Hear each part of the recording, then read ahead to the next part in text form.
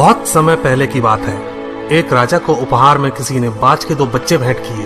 वे बड़ी ही अच्छी नस्ल के थे और राजा ने कभी इससे पहले इतने शानदार बाज नहीं देखे थे। राजा ने उनकी देखभाल के लिए एक अनुभवी आदमी को नियुक्त कर दिया।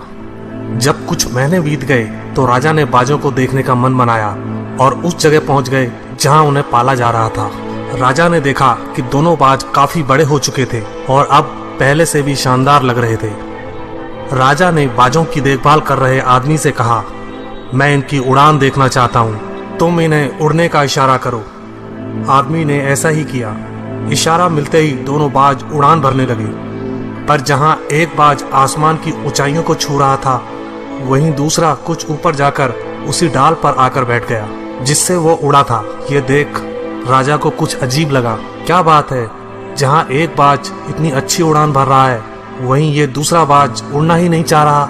राजा ने सवाल किया, जी हुजूर, इस बाज के साथ शुरू से यही समस्या है, वो इस डाल को छोड़ता ही नहीं।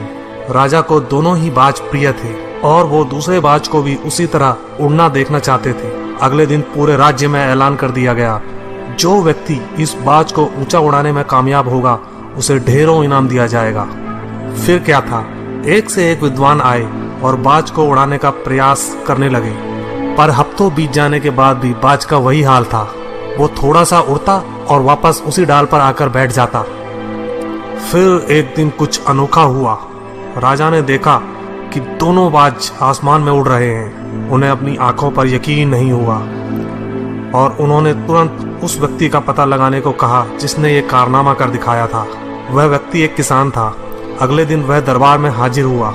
उसे इनाम में स्वर्ण मुद्राएं भेंट करने के बाद राजा ने कहा, मैं तुमसे प्रसन्न हूँ, बस तुम इतना बताओ कि जो काम बड़े बड़े विद्वान नहीं कर पाए वो तुमने कैसे कर दिखाया।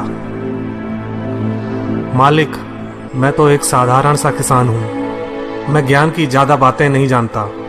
मैंने तो बस वो डाल काट दी जिस पर बैठने का बाज आदी हो चुका था, और जब वो डाल ही नहीं रही तो वो भी अपने साथी के साथ ऊपर उड़ने लगा।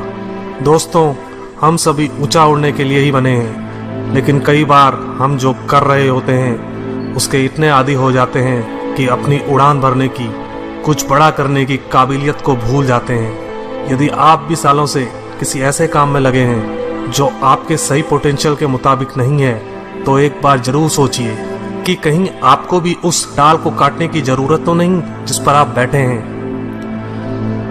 धन्यवाद दोस्तों। अगर यह कहानी पसंद आई तो प्लीज सब्सक्राइब करें, लाइक करें, शेयर करें और कमेंट करें। Thank you once again.